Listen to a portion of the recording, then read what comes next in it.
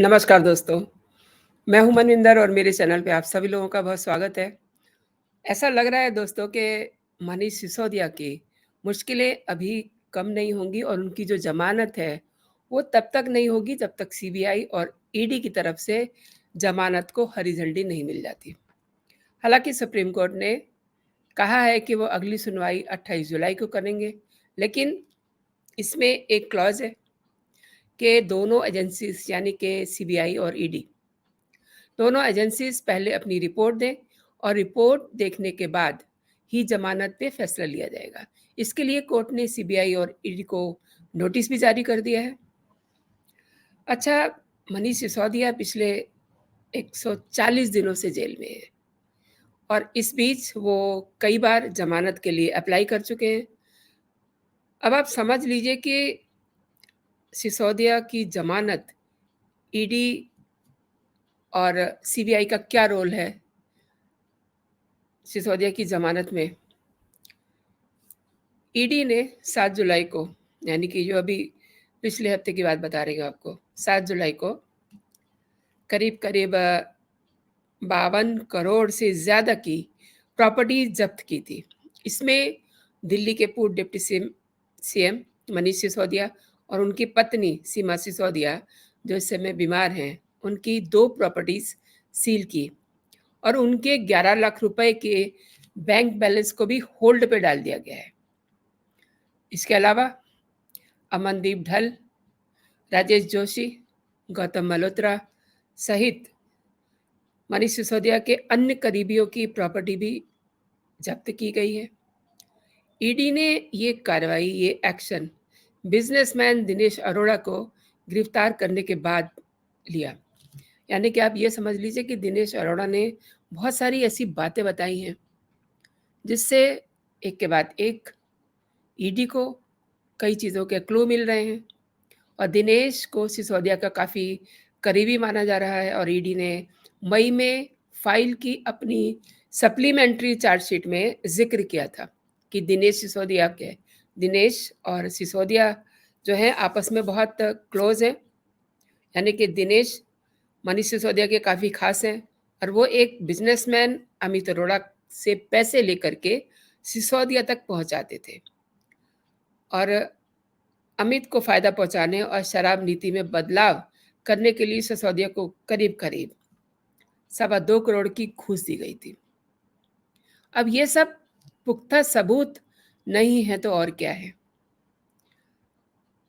लगातार दिनेश अरोड़ा से पूछताछ जारी है और वो भी दिन दूर नहीं है जब और बड़े-बड़े खुलासे सामने आएंगे।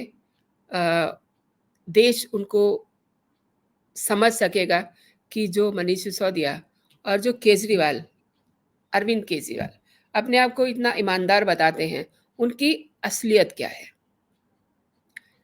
कोर्ट, आप क्या समझते हैं कि कोर्ट ने ये जो आज नोटिस दिए हैं ईडी को और सीबीआई को, यूं ही नहीं दिए हैं। जब तक उनकी तरफ से इशारा नहीं होगा, मनीष सिसोदिया को ये समझ लीजिए कि जमानत भी नहीं मिलेगी। आज कोर्ट में देख लीजिए क्या-क्या हुआ। सुनवाई शुरू होते ही जस्टिस संजीव खन्ना ने ये बिल्कुल साफ कर दिया कि आमतौर पे अदालत नीतिगत फैसलों में इंटरवीन नहीं करेगी, लेकिन ये अन्य कारणों से नीति बनाने का मामला है।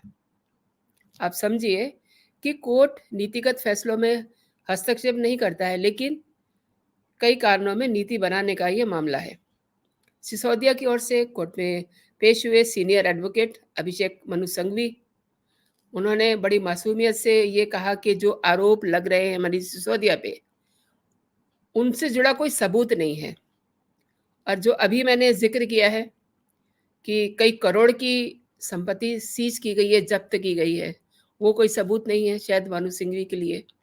जो उन्होंने कोर्ट में ये कहा कि मनीष सिसोदिया से जुड़े जो भी आरोप हैं, उनके कोई सबूत नहीं है और उन्होंने अपना लॉजिक दिया कि सिसोदिया की पत्नी बीमार हैं, ऐसे में उन्हें अंतरिम ज़मानत मिलनी चाहिए, ताकि वो अपनी पत्नी से मिल सकें। अच्छा, कोर्ट भी, उनका भी दिल होता है। तो जस्टिस खन्ना ने कहा कि सिसोदिया की बीमारी के बारे में पता है, कोर्ट जानता है, लेकिन ये भी कोर्ट जानता है कि उनकी बीमारी बहुत तेज़ी से बढ़ रही है, लेकिन जो नियम है उसका पालन तो होगा ही ना। मनु संघवी की दलील सुनने के बाद कोर्ट ने पहले जो तारीख लगाई थी 21 अगस्त लगाई थी, अब वो 28 जुलाई कर दी है। तो करीब-करीब 140 दिनों से मनीष सिसोदिया जेल में हैं।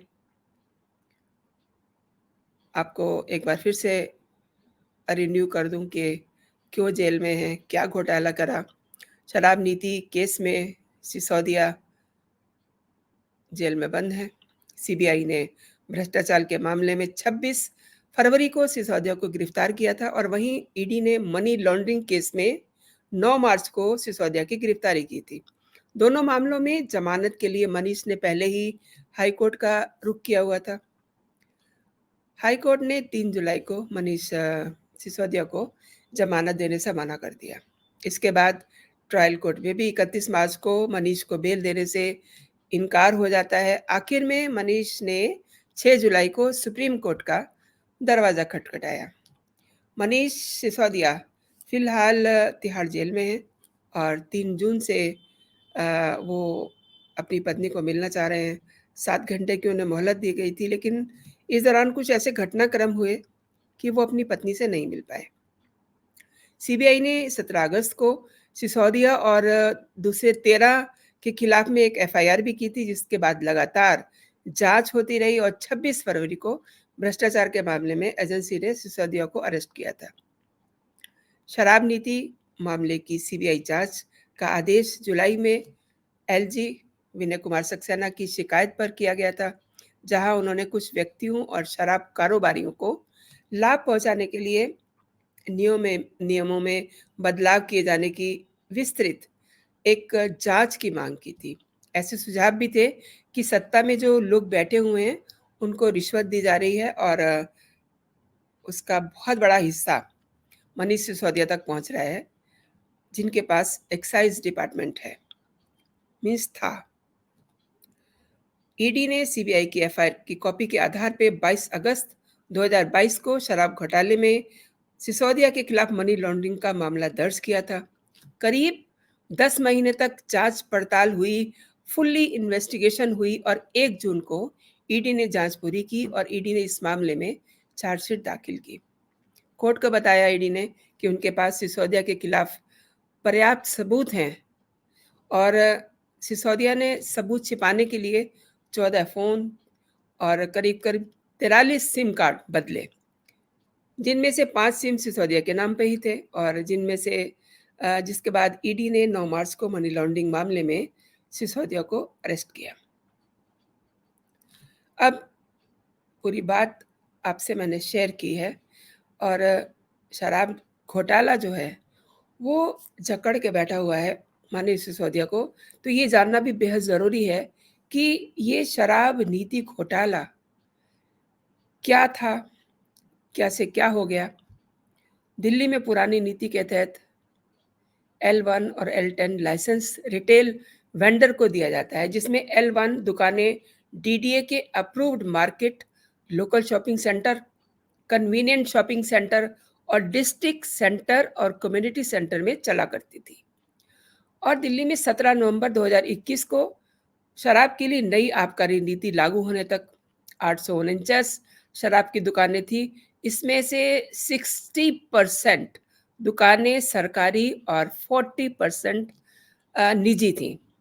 और दिल्ली के केजरीवाल सरकार ने 17 नवंबर को नई शराब नीति की मंजूरी दी और इसके बाद दिल्ली में शराब की सरकारी दुकानों को बंद कर दिया गया और नई नीति को लागू करने के लिए दिल्ली को 32 जोन में बांटा गया। हर जोन में 17 शराब की दुकानें थी। इन दुकानों का मालिकाना हक जोन को जारी किए गए लाइसेंस के तहत दिया गया था। हर वार्ड में 2 से 3 वेंडर को शराब बेचने की अनुमति थी। उपराज्यपाल और दिल्ली के सीएम को सौंपी गई रिपोर्ट में सिसोदिया ने उपराज्यपाल की मंजूरी के बिना, गौर करिए दोस्तों, उपराज्यपाल यानी कि एलजी की मंजूरी के बिना शराब नीति में बदलाव किया। जैसे कि कोरोना महामारी के नाम पर करीब-करीब 144.36 करोड़ रुपए की टेंडर लाइसेंसिंग फीस जो थी, वो माफ़ कर दी। इससे शराब ठेकेदारों को बहुत फ़ायदा पहुंचा और इससे मिले कमीशन का इस्तेमाल आम आदमी पार्टी ने पंजाब के विधानसभा चुनाव में किया और नई शराब नीति में तमाम खामियों के बाद 4 महीने के भीतर ही नई शराब नीति को वापस ले लिया गया। तो ये सब घोटाले मनीष सिसोदिया और अरविंद केजरीवाल करके बैठे हुए हैं। केजरीवाल तो अभी अपने शीश महल में है, क्योंकि अगर देखा जाए तो उनके कहीं सिग्नेचर नहीं है, क्योंकि उन्होंने अपने पास कोई मंत्रालय ही नहीं रखा हुआ। जब कोई मंत्रालय नहीं रखा हुआ तो फाइल में पलट के बहुत देखना पड़ेगा कि कहाँ कोई खामी है, क्योंकि उनके कहीं सिग्नेचर नहीं मिलेंगे। लेकिन उनकी कंसेंट सब लोगों को पता चल गई है। इसीलिए जो अपने आप को बहुत ईमानदार अरविंद केजरीवाल कह रहे हैं, वो अब सबके सामने है। और इसी मामले में मनीष सिसोदिया तिहाड़ जेल में हैं और आज ज़मानत के लिए वो सुप्रीम कोर्ट में सुनवाई थी, जिसके लिए मैंने आपको बताया कि कोर्ट ये चाहता है कि जब तक सीबीआई और ईडी क्लियर कट नहीं करेंगे कि मनीष सिसोदिया को ज़मानत दी जानी चाहिए या नहीं, क्योंकि बार-बार मनीष सिसोदिया के वकील ये कह रहे हैं कि जो आरोप लगाए गए हैं, उनके कोई पुख्ता सबूत नहीं है। तो पुख्ता सबूत भी सीबीआई और ईडी अगली सुनवाई तक हो सकता है कि वो पेश कर दें और उसके बाद ये भी हो सकता है कि उनकी ज़मानत, जो अंतरिम ज़मानत की बात की जा रही है, शायद से वो भी अ, उनके हाथों से निकल जाए, यानी कि उनको ज़मानत ना दी जाए। आने वाले दिनों में पता चलेगा कि क्या होता है मनीष सिसोदिया के साथ और क्या होता है अरविंद केजरीवाल के साथ। दोस्तों, आपने पूरा वीडियो देखा, समय निकाला इसके लिए। अब आपको अगर ये वीडियो पसंद आया तो इसे आप दोस्तों में भी फॉरवर्ड कर सकते हैं और अभी तक जिन दर्शकों ने मेरा चैनल सब्सक्राइब नहीं किया है, वो मेरे चैनल को सब्सक्राइब कर लें ताकि जो भी मेरा लेटेस्ट कंटेंट हो, आप तक सबसे पहले पहुँचे। तो आज के लिए इतना ही दोस्तों। आप अपना और अपनों का ख्याल रखिए, खुश रहिए, स्वस्थ रहिए। जय हिंद, जय भारत।